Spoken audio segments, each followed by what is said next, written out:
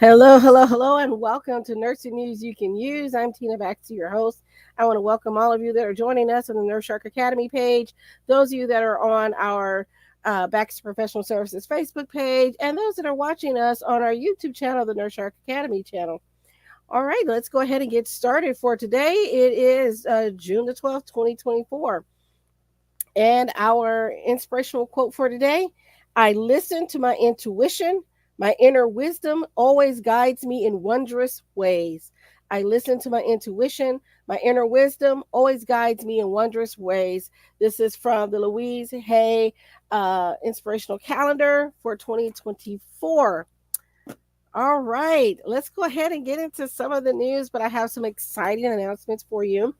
So first off, my first announcement is that we are starting our CNA training program. So if you're interested in joining that program, hop on over to Baxter Professional Services Health Education. Now is a good time to get in. Also, we have CPR classes, TB classes, and more. So go to Baxter Professional Services Health Education.com and sign up and register there for any of those training classes that we have available. So I'm going to go ahead and post that here in the show notes. Okay, let's go ahead and get into some of the other notes, and then we'll have more announcements. Our Fall Back in Love with Nursing event is coming up on the 26th. So if you haven't had a chance to sign up and you missed the one we had earlier this month, we're having an encore presentation. And the best thing about this encore is, based on the feedback that I've gotten, we have more content for you. So join us for that Fall Back in Love with Nursing workshop that will help you to discover what it is that you would like to do as a nurse entrepreneur. All right, let's go on and let's get into it. So this is our first article today. This is from the Seattle Times, and it says a law to protect Washington healthcare workers keeps patients in crisis. So let me know what you think in the comments about this. So it says Kevin Page's flashbacks come at night, being strapped to a hospital bed with the nurse's hands wrapped around his chin to keep his head from flailing, feeling like he was suffocating and not knowing where he was or why. There were so many hands on me, I just wanted them to let me go, he said, of the night in 2020 when he landed in Seattle area emergency room for a mental health evaluation. Nurses called for security after he grew upset, swore and threatened staff, and tried to leave, according to hospital records. I felt like I was going to die. Engulfed in panic and immobilized, Page spat, landing saliva in the eyes and the mask of one nurse and on the sleeve of another. Just hours earlier, police had sent Page to the ER believing he was having a psychiatric crisis and was a danger to himself or others. After he spat, officers from the same department returned to pull him out of treatment and take him to jail instead. King County prosecutors then charged Page with felony assault. Under Washington state law, any assault on a healthcare worker can be a felony, including spitting, slapping, or other actions that might otherwise be treated as minor offenses with fewer consequences for the accused. The decades-old statute was meant to protect providers who are increasingly harmed in violent acts. But an investigation by the Seattle Times and the Marshall Project, found the majority of the people charged by King County prosecutors under that law showed signs of serious mental illness, with dozens of patients in severe crisis punished for behavior that landed them in the hospital in the first place. From 2018 to 2022, county prosecutors filed 151 cases for felony assault on a healthcare worker. Court records show that 76% of these cases were filed against people with signs of serious mental illness. That included people who were involuntarily committed to a psychiatric facility, were in an emergency room for a mental health evaluation, or had EMTs respond to their mental health crisis. But increased penalties for people in crisis do little to deter violence, experts say, and reporters' findings reveal an unintended consequence. More people with serious mental illness are funneled into the legal system, even as cities across the country search for ways to keep them out. And so I have said on this channel and said many times, I am a big supporter of legislation that protects healthcare workers. But I do wonder that in this case, because that person was having a psychotic episode, a true psychotic episode, why there was not more leniency for him. Now, I would say this, as a person who works in psychiatry, no one deserves to be hit, spat upon, threatened, or anything like that. But there does come a case where maybe that person isn't in their right state of mind. Do I think that they should not have consequences? No, they should have consequences. There should be consequences. But I don't think throwing them in jail may be the right consequence. And so I think we need to have a better system for that. Now, that being said, there are people who try to use, and I've talked to them, and I know there are people who try to use their mental illness as a way to get away with things. So, well, I'm mentally ill, so I can do whatever I want. And that's not necessarily true. You can't say that, well, I'm mentally ill and I can go burn down a house. I'm mentally ill, oh, I can go rob a bank. So why would you think that your mental illness justify you being able to harm a healthcare provider? It does not. And so I think in some of these cases, during an acute psychotic episode where that person was clearly not in their right state of mind, would a felony charge actually serve this person? Taking them to jail, would that even serve them? Because they're often not going to get the right medication or being treated in the jail. So there has to be some way of taking this and looking at it at a case-by-case basis, and maybe going before the judge and saying that, hey, maybe this person needs to be in some sort of recovery program. Maybe we need to put them on a commitment to where they are into treatment so they don't have these episodes again. And once they are stabilized, maybe we can move to have the charges reduced or whatever. There has to be a smarter way to do this. Let me know what you think. But anyway, I'm going to go on and say this. But increased penalties for people in crisis due to violence. Experts say some who are arrested out of a healthcare facility only to wait for weeks or months in jail to go into a state psychiatric hospital, growing even sicker behind bars. A man who said he was off his medication for schizophrenia when he grabbed a nurse's groin and spat on him in 2020 spent nearly 8 months in the county jail, much of it waiting for a hospital bed. So again, there has to be some sort of way to deal with this. So whether someone was mentally fit to stand trial was questioned in nearly 40% of the cases filed under this assault law between 2018 and 2022. Even if charges are ultimately dismissed, prosecutions can cost thousands in taxpayer dollars. And so that makes me wonder if maybe we can move this to more of a mental health court and make an adjudication for this person, get them into a facility for treatment a lot quicker, and maybe then work on a plan to help them from having these incidents happen. So there's more in this. So one of the nurses Paige spat on, Avion Williams, said she's lost track of how many times she's been assaulted. She believes the law protects her and other providers. We live in a hostile environment, she said. Our job is to serve you on your worst days. Of the decision to charge Paige, the King County Prosecutor Attorney's Office said his behavior caused serious concerns for the risk of violence against multiple people because of failures to appear in court, felony trespass, and misdemeanor domestic violence convictions over a decade old, and a 911 call Paige made before he was taken to the hospital. Police said Paige, then 47, threatened to shoot children he believed were throwing rocks at his house, but when officers arrived, they found no evidence of a gun or children present. Paige disputes the police versions of events. And again, this is often the problem, is that people who are in an acute psychotic episode don't remember things correctly or what actually happened. And we've had video evidence of a person assaulting themselves and then trying to blame it on the police. And we have video evidence of them punching themselves in the face. The other case is I had a gentleman who was intoxicated, high on drugs, and made some threats, which we have to take seriously. So he was sent to the hospital, and then he denied ever making the threats. But we had witnesses hearing that, and it was well documented what he said. So oftentimes they don't remember what happens.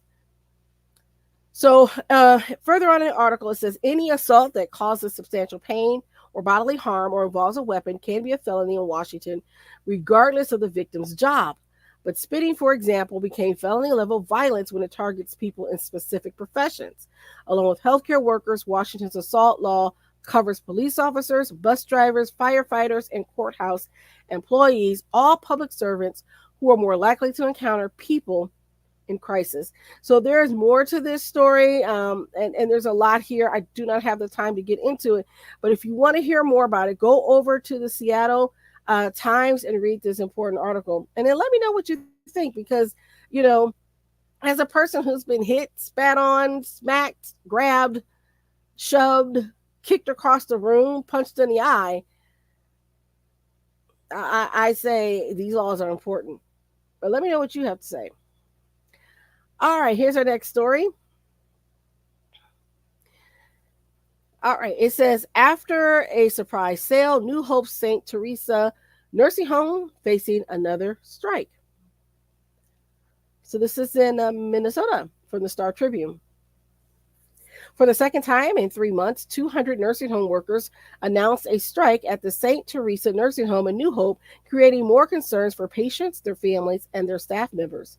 The potential strike comes amid a pending surprise sale of the facility and continuing complaints about alleged unfair labor practices. The upcoming strike will start Saturday and last 5 days.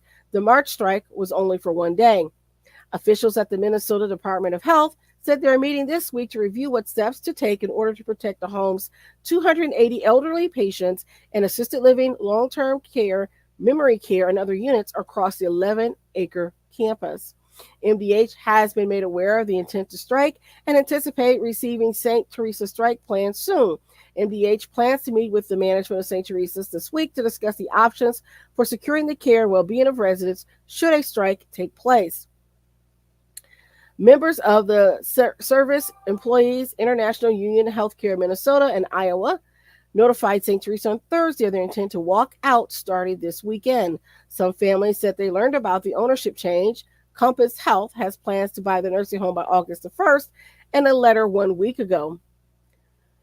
Those same families are now concerned about what both a strike and a sale could mean for their low-income elderly parents, some of whom rely on government waivers to receive the needed care at home. St. Teresa spokeswoman Barbara Hemberger said the new owners have agreed to continue accepting elderly waivers and Medicaid from existing residents and patients. Compass will honor the price increase St. Teresa previously notified patients would go into effect in July the 1st. As for the strike, St. Teresa issued a statement saying it hopes to resolve matters with the union prior to the scheduled strike, but it is fully prepared to take care of the residents of St. Teresa of New Hope if that does not occur. The home said it has been implementing a detailed preparedness plan to ensure it continues to provide quality care despite the upheaval. If the strike proceeds, it would mark the second time this year workers from St. Teresa hit the picket line. Employees were among the 1,000 nursing home workers from a dozen Twin City nursing homes who went on strike on March 5th because of pay, staffing, and contract complaints. 11 of the 12 homes reached new labor agreements. St. Teresa did not. So we'll see what happens. Keep an eye on this latest news with this strike. There's more to this story. So feel free to hop on over to the Star Tribune in Minnesota and get more information about this. But we'll keep you abreast of what's happening. News of another strike and picket action. So Alameda Hospital nurses picket to prevent relocation of surgeries. This is from San Francisco from ABC7. Some cuts don't heal, says nurses picketing at Alameda Hospital in Alameda, where patients, I guess, were transferred to another facility, taking precious time and delaying that care when they transferred these surgeries. The concern is that the hospital is scheduled to relocate some surgeries as of July 1st as a way to cut costs. They are ostensibly saying they are cutting elective surgery, but we know that they will ultimately eliminate all surgery. We think that this is a terrible disservice to the public. It puts our patients at risk. Alameda, San Leandro, and Highland Hospitals are 3 acute care hospitals that serve Western Alameda County. In a statement to ABC 7 News, Alameda Health System says, which operates the 3 hospitals, points to a $55 million price tag to retrofit Alameda Hospital. It writes, the relocation of elective surgery is part of a plan to ensure the long-term sustainability of Alameda Hospital. In fact, only 5% of the elective surgery patients treated at Alameda Hospital are from the city of Alameda. The remaining 95% of patients travel from outside the city of Alameda for elective surgery.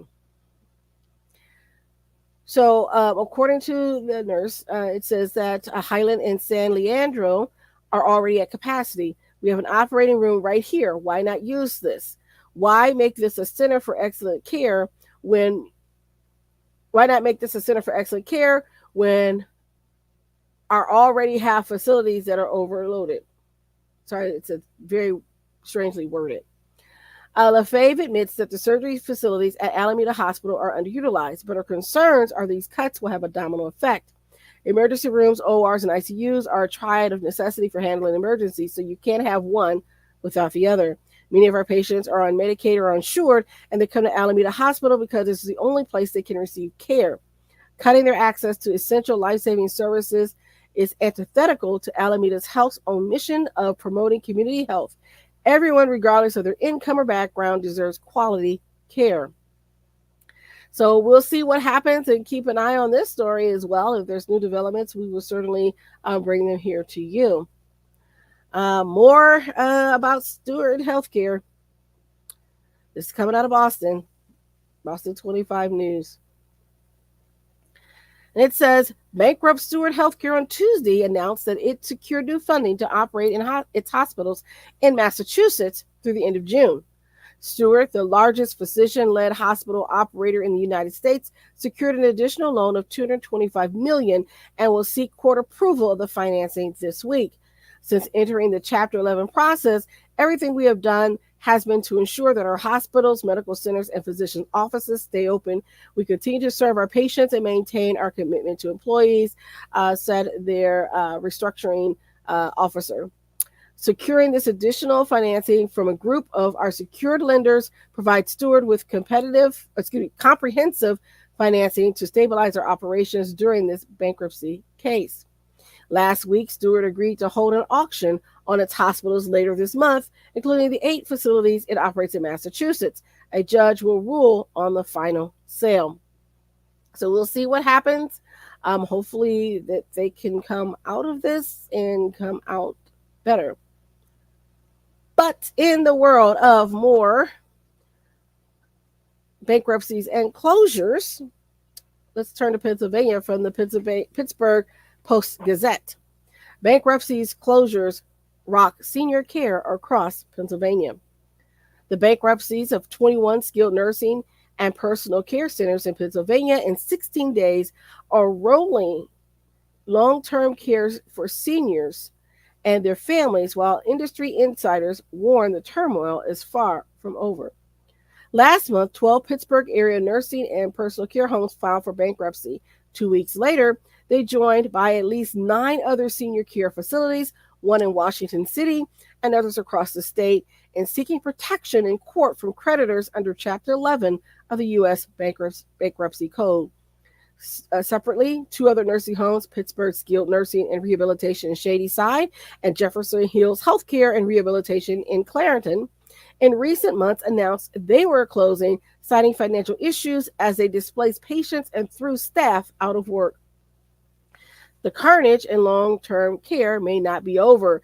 2 industry executives who own or operate dozens of nursing homes and who asked not to be identified described the bankruptcies as, quote, the tip of the iceberg of coming facility insolvencies caused by inadequate government reimbursement for care, increased facility staffing requirements, and labor shortages.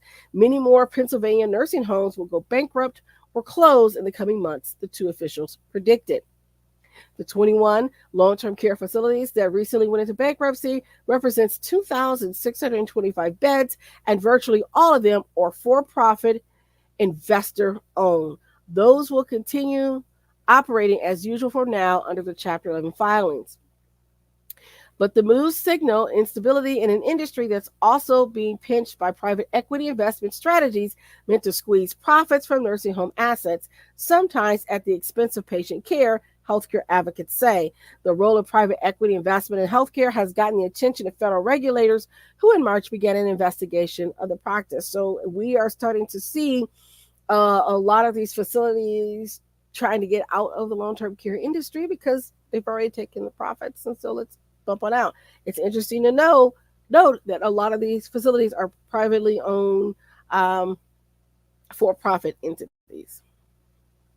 According to the article, it says Pennsylvania is the U.S. poster child for a graying population, with about 20% of the population over the age of 65, and the ranks of the elderly increasing over 20 times faster than the state's overall population between 2010 and 2017.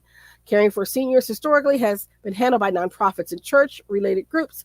Increasingly, they have been replaced by for profit entities in the U.S. with inadequate government oversight, said Richard Mollett, executive director of Long Term Care Community Coalition, a New York based nonprofit advocacy group. So, several of these facilities are going through the reorganization process. It is to note that private equity company Carlyle Group of Washington, D.C., is best known for creating the template for maximizing investment returns from nursing homes nearly 2 decades ago. In 2007, Carlyle paid $6.36 billion for the HCR Manicare nursing home change, which then had more than 500 skilled nursing facilities. Since a change in ownership doesn't increase the fees paid by Medicare and private insurers for providing care, 3 years later, Carlyle sold the land under the Toledo, Ohio based chain to Long Beach, California based HCP Incorporated for $6.1 billion. So basically, they buy these nursing homes that have their own their land, sell the land out from under them. So again, as we talked about it before, now the nursing home has to pay a lease on land that they once previously owned. The deal showed that unlocking a nursing home's real estate can be more valuable than the facility itself. But the new rent payments, which the nursing homes were unable to keep up, strained operations and resulted in a bankruptcy filing in 2018. The company defaulted on a $380 million in loans. Carlyle sold a stake in the nursing homes to the landlord. Similar real estate in arrangements were used by Mr. Lahasky, LMF Family Funds, and Levy. Curzo Healthcare Capital, a real estate investment trust fund in Fort Smith, Arkansas, holds the property lease for the 104-bed South Hills Rehabilitation and Wellness Center, for example, and Omega Healthcare Investors Incorporated of Hunt Valley, Maryland, as Levi's biggest landlord. Advocates for the strategy say real estate investment lease back deals generate revenue that can be spent on upgrading facilities and hiring staff, but it also increases overhead for the nursing home, which can cause the quality of care problems because, again, instead of actually putting the money back into increasing the staff and upgrading the facilities, it often gets siphoned off and paid to the investors, and they use that for bonuses and whatnot. So building lease payments shot up an average of 77% after private equity acquisition of a nursing home, while average cash on hand fell by 38% and staffing was reduced after the deal. The nonprofit in Cambridge, Massachusetts examined Medicare data for 7 million patients between 2005 and 2017. Patients who were admitted to a private equity-owned nursing home were also 50% more likely to be prescribed an antipsychotic medication, which can reduce staffing needs through sedation. Private equity ownership shifts operational costs away from staffing inputs towards costs that are profit drivers for private equity funds. We find that going to a private equity-owned nursing home significantly increases short-term mortality. So Steward Healthcare, owner of Sharon Regional Medical Center in Mercer County, was paid $1.2 billion by Medical Properties Trust in Birmingham, Alabama, for the real estate and buildings housing its medical properties, according to an announcement of the deal by the two companies in 2016. But again, starting last fall, Dallas-based Steward began falling behind on the lease payments, with about $50 million unpaid by December the 31st, according to Medical Properties Trust. Steward filed for Chapter 11 bankruptcy reorganization in May, with Sharon Regional and other Steward hospitals scheduled to be sold in auctions in the coming week. So again, these are continuing problems. There's more to this. You can certainly look at that research, and yeah, it's a shame. And I've been sounding the alarm. We've been saying this for the last few years. Follow the money. Okay, so this is coming from out of Ohio. Ohio nurses and doctors call for legislation to prevent violence in healthcare settings. Nurses around Ohio complain the profession is in crisis as hospitals struggle to fill vacant positions and the increased workload pushes more people to leave the field. Those staffing challenges are compounded, they argue, by a spike in violent encounters between healthcare providers and patients. Nurses' biggest ask is legally mandated staffing ratios, a change hospitals vehemently oppose. But they're also urging lawmakers to pass a bipartisan measure aimed at better protecting healthcare workers from violence on the job. Nurses across Ohio are being hit, kicked, scratched, and verbally assaulted while trying to do their jobs. Ohio Nurses Association Executive Director Rick Lucas explained last week. Ohio House Bill 452, sponsored by Representatives Andrea White, a Republican from Kettering, and Rachel Baker, a Democrat from Cincinnati, requires hospitals around the state to develop workplace security plans and a system for reporting a violent incident. The measure also requires hospitals to post notices that aggressive behavior won't be tolerated. Last Wednesday, proponents of the bill argued those changes were necessary first step, but that lawmakers should tackle an additional protection as well. So, speaking on behalf of the ONA, Lucas praised the bill's requirement that hospitals develop security plans for ensuring, quote, hospital workers can have a say in how to keep everyone safe. Still, he argued the committees tasked with developing those plans should have strong representation from bedside workers. At least half of the members should be direct care providers, Lucas argued, and seats should be reserved for patients' rights advocates as well. Lucas also asked for simple security upgrades like allowing workers to request ID badges with only their first name. He argued as well as for regular de escalation training and minimum number of trained workers based on the unit's bed count and relative risk. But the biggest ask was also, and there's really no way around it, pretty gross. I'm here to tell you that having someone use blood, saliva, urine, feces, semen, sputum, or vomit as a weapon against a healthcare provider is not part of the job. This is assault and should be criminally charged as a felony in the fifth degree. These actions are not just violent, they pose severe health risks, including transmission of infectious diseases. He noted that the same penalties already exist for using body fluids as a weapon against law enforcement officers. So Representative Stewart, a Republican from Asheville, voiced support for holding people who assault healthcare workers accountable, making it a big boy, big girl penalty that you go to court for. But he worried some of the provisions put forward demand a murky level of accountability from hospital administrators without necessarily making workers any safer. Lucas, however, defended the importance of de escalation training as a first step. Now, that doesn't always work, and that's why we need the criminal penalties when folks escalate. So we'll keep an eye on that legislation, and that's another flip side of the coin of what we had been talking about previously. So let's go ahead and we're going to take a quick break. Tired of feeling trapped in a job that no longer fulfills you? Is your nursing job no longer the fun filled adventure you imagined? Find your passion again through Nurse Entrepreneur.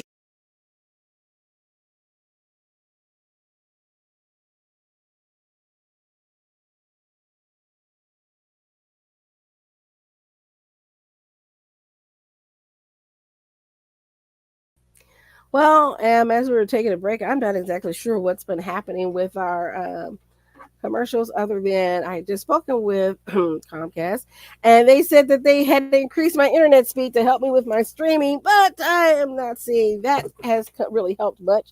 So we'll see what's happening and why we're having so much trouble with this. Okay. All right. So let's move on to our next story.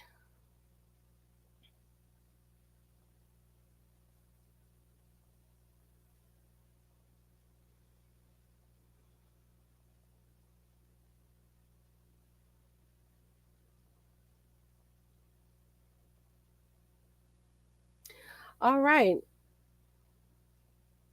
How about something? Well, let's keep into the theme of what we're talking about. And today's segment has been a lot about on violence in healthcare. Here's another story that I want to warn you. This may be disturbing to some people, so I want to issue a trigger warning because it does talk about SA. Okay, so Rhode Island woman's mother was SA at a nursing home. Will anyone be held accountable? This is from the Providence Journal. Like many elderly people who suffer from severe dementia, Sandra Belay's mother has a tendency to wander. Within a month or two of arriving at Hebert nursing home, she started to roam in and out of other residents' rooms. The Smithfield facility suggested moving her to a locked unit where she'd be much safer. Then one snowy afternoon this February, Belay got a call. There had been an incident. The voice on the other end of the line said a nurse had discovered Belay's 78-year-old mother behind the privacy curtain in another resident's room. The man had his pants down and he was touching her mother. She said, I just went numb, and it only got worse. From the police report, Belay learned that the alleged perpetrator didn't suffer from dementia, yet was housed in the same secure unit as vulnerable dementia patients like her mother. He had a history of inappropriately touching nurses and making comments to them, which should have been a red flag. Yet months later, neither the nursing home nor the alleged perpetrator had faced any consequences for the February 13 incident. Belay, who ultimately moved her mother to another facility, is still searching for some accountability. And so this is something that I wanted to bring this up because we need to have a discussion about this. This is a problem that I saw when I was working in the nursing homes. We had one particular patient who was a younger person. He was there for to get IV antibiotics. And this person had a history of drug abuse. And so they're in the facility and probably going through some mild withdrawal at the time. And he's in there with patients with dementia, and the dementia patients making noise. That sometimes they do that. They call out all the time, and so he got frustrated and shoved this person in their wheelchair against the wall. My question is, looking at the fact that this was probably not the right environment for this person to be in, I question where we're putting people. And we need to do a better job of thinking things through. And I'm not saying that this man didn't deserve to have his needs met, but perhaps he could have been better served if he had been in a facility that was more accommodating for what he needed. And the fact that this was also an open environment, meaning people can come in and visit whenever they want to. This is not like a psychiatric facility. So then he had access to people to bring him substances. So again, that's why I bring this up. These are safety issues that I think in the healthcare, we really need to think about how to keep people safe. So let's go on. And so she says, as the article goes on, as the Providence Journal highlighted in an investigation earlier this year, it's not uncommon for nursing home residents to SA or assault other residents. And as Belay's experience demonstrates, the incidents don't necessarily lead to repercussions for the perpetrator or the facility. As soon as she learned that her mother was SA'd, Belay filed a complaint with the Rhode Island Department of Health, which sent a surveyor to investigate the nursing home. Weeks later, after repeatedly inquiring about the status of that report, she received a letter saying that the facility would not be penalized. Upon completion of this investigation, it was determined that the facility had not been in compliance with the appropriate state and or federal regulations. However, since the facility has taken appropriate corrective action, no deficiencies were cited. That was difficult for Belay to swallow. In her review, Hebert was, quote, completely negligent. She was shocked that her mother, who was supposed to be in a safe, secure unit, had been left unsupervised for so long that she wandered into the alleged perpetrator's room. Hebert, knew this man was a danger, she said, since he had behaved inappropriately towards staff. The journal is not naming Belay's mother because she is a victim and is not naming the alleged perpetrator because he has not yet been charged with a crime. Belay also questioned why the alleged perpetrator was housed in a secure unit alongside residents with dementia when he didn't suffer from the disease himself. And here comes the problem. Hebert's administrators informed her that the 71-year-old man was there because he had other cognitive and mental issues. While the exact details of his condition weren't made public, it has become increasingly common for nursing homes to accept patients who suffer from psychiatric issues and substance use disorders, what I had just mentioned. Belay witnessed that shift over the nearly 5 years that her mother lived at Hebert, noticing during her frequent visits that a growing number of residents were younger men. Many of them have facial tattoos, she said, and passing the smoking area felt like walking into a prison yard. Belay emphasized that she didn't judge the new patients. Since her mother was receiving good care, she didn't see any reason to move her to a different facility. But after her mother was assaulted, she was filled with guilt and anger. In her view, the nursing home clearly wasn't equipped to treat severely mentally ill patients. The nurses and the CNAs and the staff are not trained in mental health. They're just not. There's different schooling for that. Clearly, a nurse working in a nursing home is not a psych nurse. And again, and this is what I want a lot of people to understand, a psychiatric facility is a lot different than a nursing home. So again, the nursing home is the resident's home. So they have a lot more liberties. In a psychiatric facility, we will take things like your shoelaces, your belts. We'll check you and pat you down for contraband. We'll put you on a one-to-one, keep you safe, that type of thing. We can do all those things because it's a psychiatric facility. In a nursing home, it is their home. And so even though they get medical care in their home, it's still their home. So they have different rights. And that is part of the problem. The expectation from administration is that, well, they're just residents like everyone else. And that may not be the case. And so we need to make sure that we have a secure environment for people who need it with dementia, but not necessarily commingle people who have other mental illness or medical conditions like traumatic brain injuries when they have a known history of being prone to violence. That is not a safe environment, and we're doing a disservice to both residents. So she said at the very least, there should have absolutely been more supervision, and she questioned whether other residents, out-of-state relatives who don't visit as often as she did, were even aware of the change. Hebert's administrator, Linda Wheeler, did not respond to phone calls seeking comment. The Department of Health said that some of Rhode Island's nursing homes have units that are reserved exclusively for patients with dementia, Alzheimer's disease, and similar disorders, but Hebert isn't among them. This unit, Hebert, is a secure unit, but it is not a dementia exclusive unit. People both with and without dementia live in this unit at Hebert. Additionally, he said residents do have ability to move about freely in that setting, which is why the facility wasn't cited for deficiency. So Belay says she understands that the locked unit isn't designed to be a prison. That's exactly why people with severe mental illnesses shouldn't be mixed together with patients with severe dementia. And so again, you can have a severe mental illness and also have dementia, or have a severe mental illness. And if you have not posed a danger, because most people with mental illness are not dangerous, if they haven't posed a danger, they absolutely have the right to be there if they need that level of care. My question is, what made that particular gentleman need that level of care? So Belay said she wanted the alleged perpetrator removed from Hebert after the incident, but Wheeler told them they had to take him back after he underwent a psychiatric evaluation. Federal regulations limit nursing homes' ability to discharge patients against their will, although they can do so when a resident is endangering the health and safety of others. What happened instead, Belay said, was that the man moved to a less secure unit. That didn't give her much comfort, since he was now free to roam the entire building, including the shared dining room and activity spaces that her mother used. And so again, then that becomes a question. If he's already had that incident, so you're now moving him to a part of the population where he have access to more potential victims.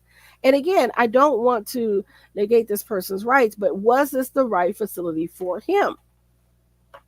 Eventually, she decided to move her mother to a different nursing home in Smithfield, where she could live in a secure unit reserved exclusively for dementia patients.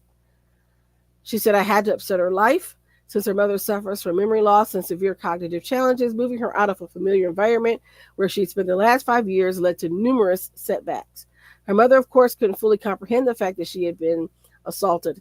Left to shoulder the burden of that knowledge herself, Belay started to feel almost as if she had been the one who was violated. She says it's a living nightmare.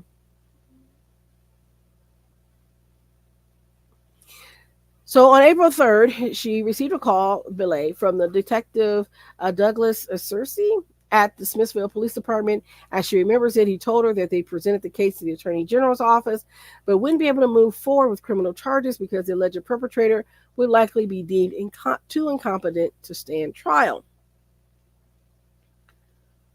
So again, this becomes a murky issue. I don't know what they'll be able to do. But this goes on, so I wanted to kind of let you know this is a long story. There's a lot into this. There's more in there, details that I don't have time to get into. But I want to get to this part. It says, so the journal filed up with the Attorney General's office to ask if that version of events was correct. The next day, they got a call back from the Attorney General's office who said that they were under the impression there was nothing being done. After a reporter began asking questions, Carpenter then offered a different story. He said on April the 3rd, he asked Amanda Jacober in the Attorney General's office to review the case and see if she thought the perpetrator could or should be criminally charged. I think Amanda and I both agreed that it probably shouldn't go forward. But since it was outside of her area of expertise, Jacober referred the case to the prosecutor who handles elder abuse. She also suggested that Smithfield Police Department try to get access to both the victims' and suspects' medical records, which might require a warrant. So they are now claiming that the case was never closed. It was merely at a standstill until they get the medical records, which may also have a bear in the case. So we'll see what's happening here. So they said, since that time, we have received some records and are pursuing additional legal steps to obtain additional records. As such, this investigation remains open and pending, and no final charging decisions have been made. I would like to say that in this case, you do need a credible expert to help you with those medical records and what do you need to subpoena and get. So I hope that they would have a nurse expert working with them, because this would be a perfect case for a nurse expert like myself to be helping with this case. So we'll see what happens. Yeah, we'll keep an eye on what's happening. So as of right now, it is still open and pending, according to the Attorney General's office. I think part of it is it probably would have just went away if she hadn't gone to the press, unfortunately. So let's bring it back to good old Indiana. This is from the Daily Journal. It says Indiana officials to keep closer eye on healthcare mergers. Who was buying or selling hospitals, medical and dental offices, surgical centers, rehabilitation, care clinics, and other healthcare operations around Indiana? Until now, many of those deals have been secret, but soon Indiana officials will find out. Starting July 1st, any healthcare entity or private equity firm that is planning a merger or acquisition in Indiana, where the assets of at least one of the parties is $10 million or more, must notify the state attorney general office at least 90 days in advance. The Attorney General's office will review the deal and can issue an opinion about whether it has any antitrust concerns. It can also demand more information through the courts. The move is part of a larger effort by some lawmakers and patient advocacy groups to drive down the cost of health care in Indiana. They say increasing consolidation over the last few decades have pushed the cost of medical care up, with hospital systems and private equity firms buying hundreds of medical practices and related healthcare services around the state, often increasing prices along the way. The new law, Senate Enrolled Act 9, would allow the state to learn who is doing the buying and selling. As this is from Senator Chris Garton, a Republican from Charlestown. As a conservative, I want to see a thriving competitive market that drives down healthcare prices through consumer choices. Today, Indiana is increasingly far from that goal because market consolidation in the state's healthcare space has gone unchecked for years. Indiana hospital prices remain among the highest in the nation, according to the latest study conducted by research by the RAND Corporation, released last month, which we reported on last month. Indiana employers and employees are paying nearly 3 times or 297% what Medicare pays for the same services at the same hospital, the study concluded. Overall, Indiana's total commercial hospital prices are the 8th highest in the nation. The new law has plenty of supporters, including lawmakers from both parties, the Attorney General's office, and consumer groups such as Employers Forum of Indiana and Hoosiers for Affordable Health Care. They say patients and employers are shouldering the high cost of health care, which is also putting Indiana at a disadvantage to neighboring states where prices are lower. Once a merger and acquisition occur, you read about it in the newspaper and you can't undo it, said Gloria uh, Sachdev, president and CEO of Employers Forum of Indiana. So you end up with all this consolidation, less competition, and higher prices. And we certainly have seen that because of the major players that we have in Indiana.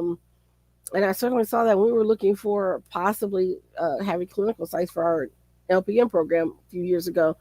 One system says no, that means no for the entire state in that system. So it was pretty bad.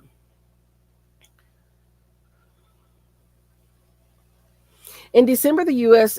Justice Department and the Federal Trade Commission strengthened the guidelines to trigger a federal review if a potential business combination would result in a market share of at least 30%. Adding another layer of state review is inconsistent with the federal process and injects a level of political scrutiny that is not present in the review process today and isn't necessary when you have a recently strengthened federal review process, Heaton said. So this is Brian Heaton, who's a lawyer at Craig DeVault in Indianapolis. Yeah, I don't know about that, dude. I would ask Steward Healthcare about how they feel about it. I'm just saying. All right, let's go on. But others point out that the FTC typically concentrates on deals worth $100 million or more. The state, they said, needs to get a better handle on who is doing deals. Some say Indiana has already gone through several waves of healthcare consolidation and wonder if the state should have acted sooner. Senator Tyler Johnson says, we are kind of behind the ball when it comes to consolidation. But the issue has picked up steam in the last few years as business and government leaders have sounded the alarm on the rising healthcare costs in Indiana. Last year, the Indiana General Assembly set up a healthcare cost oversight task force made up of 4 Republicans and 2 Democrats from the House and Senate. Their task was to gather testimony from state and national experts and to forward recommendations to the legislature. Testimony showed that Indiana has a serious lack of competition through its healthcare space, which may develop into a greater antitrust issue if not addressed. He added that if similar legislation had been passed decades ago, the increased visibility on mergers and acquisitions would have had an even greater impact. Regardless, it is an appropriate protection moving forward. So we will see what happens and how this comes out with this information. So there's a lot into this story that we just don't have the time to get into, but I encourage you to really listen to that and to do some reading on that, especially since it hits so close to home.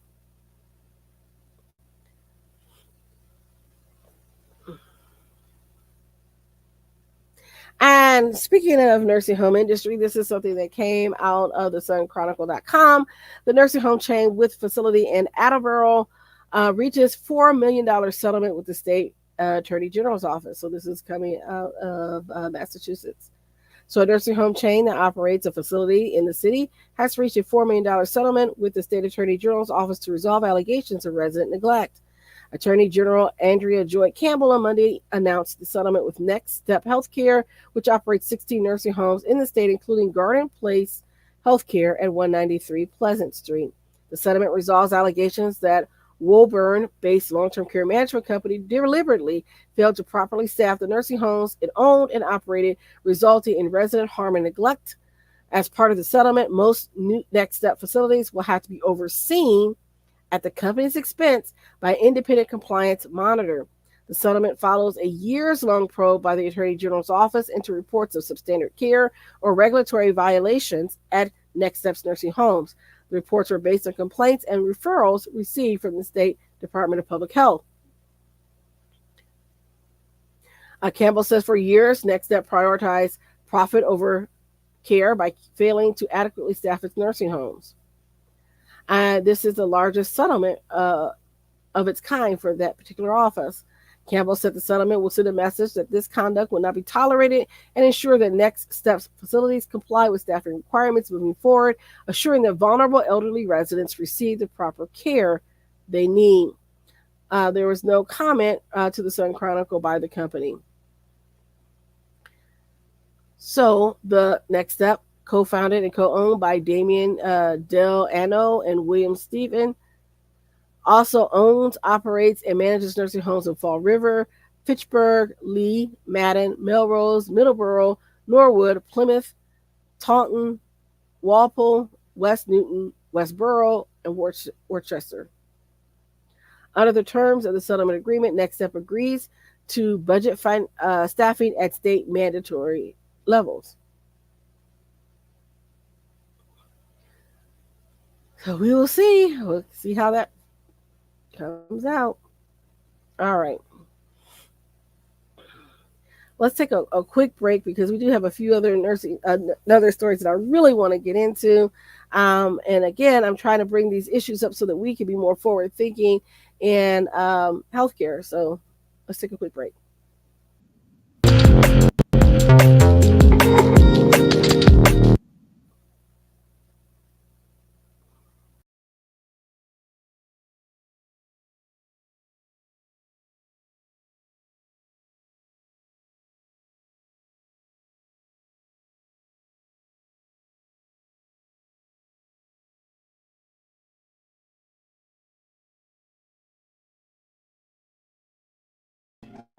Fall back in love with nursing workshop.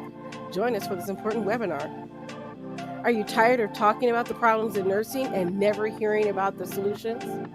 Are you ready for a fresh start? Come to our Fall Back in Love with Nursing webinar. I'll introduce the He, Me, We framework of entrepreneurship and the 12 principles of kingdom nursing. Don't be eaten alive. Join the Nurse Shark Academy and come feel the sun. Join us today at the nursesharkacademy.biz. All right, let's get on with some more news. This is important, so I want to put this out there for other nursing homes that may have a similar issue. This is coming from CNN, and it says nursing homes are left in the dark as more utilities cut power to prevent wildfires. When powerful wind gusts created threatening wildfire conditions one day near Boulder, Colorado, the state's largest utility cut power to 52,000 homes and businesses, including Fraser, an assisted living and skilled nursing facility. It was the first time Xcel Energy preemptively switched off electricity in Colorado as a wildfire prevention tool, according to the company official. The practice, also known as public safety power shutoffs, have taken root in California and is spreading elsewhere as a way to keep down and damaged power lines from sparking blazes and fueling the West's more frequent and intense wildfires. In Boulder, Fraser staff and residents heard about the planned outage from news reports. A Fraser official called the utility to confirm and was initially told the home's power would not be affected. The utility then called back to say the home's power would be cut. After all, said Thomas Mendez, Fraser's vice president of operations, the home had just 75 minutes before Xcel Energy shut off the lights on April 6th. Staff rushed to prepare the 20-acre campus home to nearly 500 residents. Generators kept running the oxygen machines at most refrigerators and freezers, hallway lights, and Wi-Fi for phones and computers. But the heating system and some lights stayed off as the overnight temperatures dipped into the 30s. Power was restored to Fraser after 28 hours. During the shutoff, staff tended to nursing home and assisted living residents, many with dementia. These are folks that depend on us for everything: meals, care, and medications.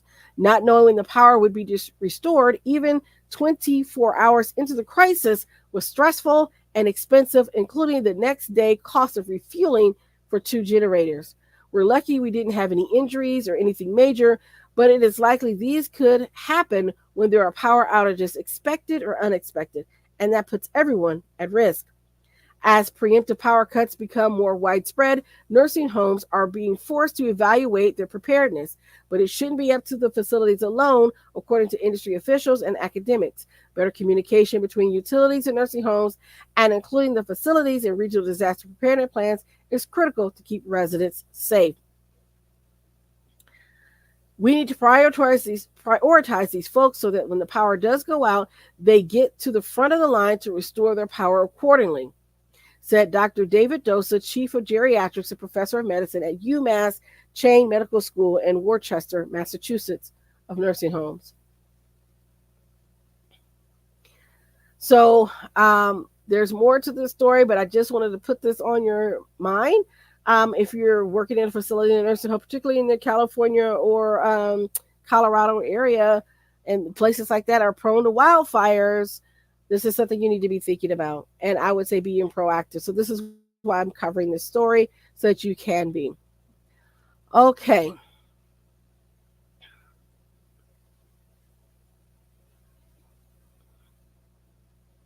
Okay, this is a story I have to cover because it's been bandied about on social media and they're talking about it now. And in fact, I saw this last night. I pulled this article and I saw someone talking about it on social media on Instagram. And I went to the comments, and the comments were eye opening. This says substituting registered nurses with lower wage staff in hospital care linked to poor outcomes. A new study published in Medical Care Today showed that substituting registered nurses with lower wage staff, for example, licensed practical nurses, unlicensed assisted personnel, and hospital care, is linked with more deaths, readmissions, longer hospital stays, poor patient satisfaction, and higher costs of care. The study by the Center for Health Outcomes and Policy Research at the University of Pennsylvania School of Nursing comes at a time when hospitals are struggling to recruit and retain RNs in hospital care because of poor working conditions. Nurses in hospitals provide care for the sickest patients. It's high stakes care. The findings show that replacing RNs with non RN staff is dangerous to patients. The hospitals often cite a low supply of RNs as the reason they cannot hire enough. The latest research shows that there is no evidence of an RN shortage in the U.S. Thus, there is no justification for substituting less qualified staff for RNs. The researchers studied the outcomes of 6.5 million Medicare patients in 2,676 general acute care hospitals across the U.S. They found that even a modest substitution in RN care is associated with poor patient outcomes. Substituting RN care is associated with avoidable patient deaths. And alternative hospital staffing models yield a poor return on investment for hospitals. So the hospitals substituting lower wage staff for RNs will not save money because longer lengths of stay will erase their labor savings. Medicare risks spending millions of dollars annually on avoidable, preventable hospital readmissions. The thousands of preventable readmissions associated with a 10% point reduction in RNs translate to 68.5 million in avoidable costs paid by Medicare.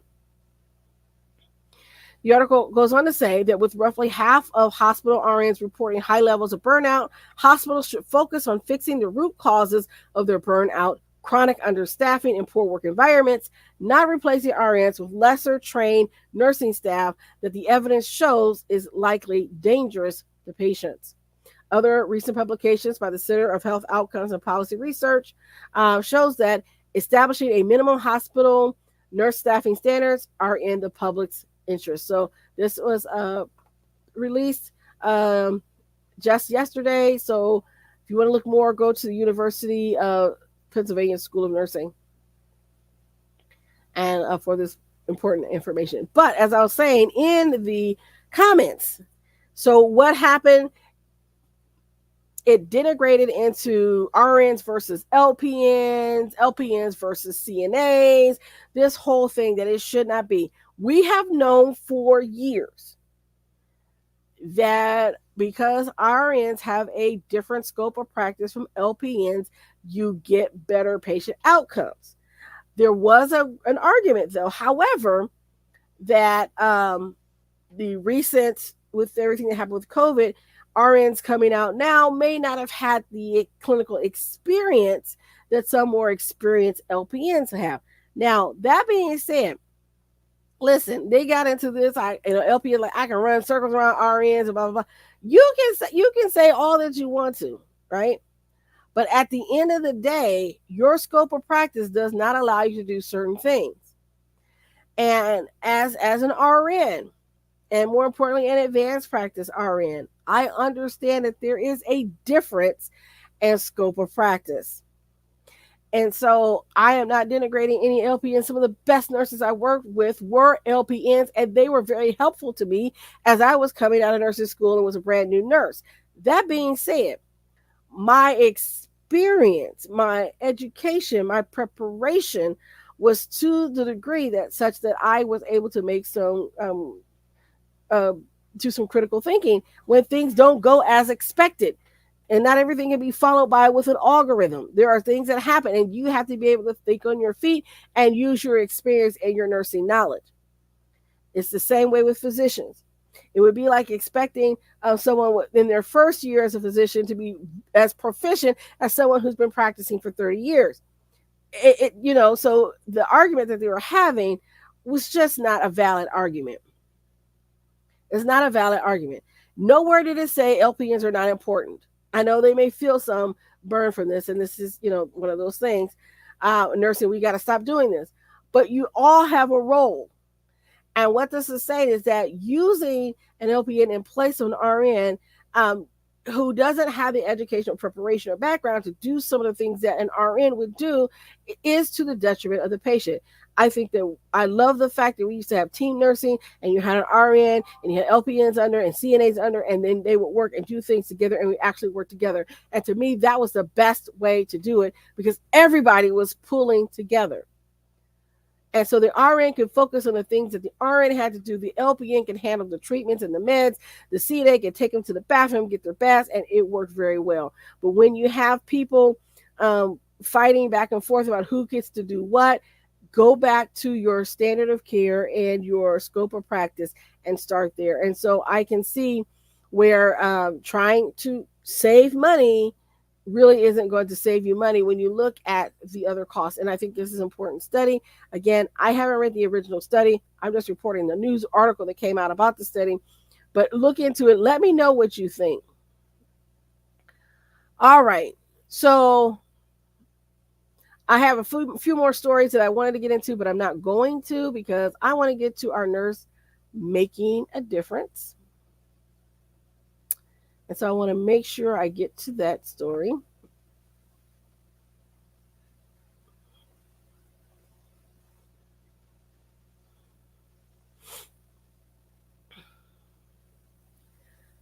And this is our nurse making a difference. And it says Frederick Health Nurse wins National Award.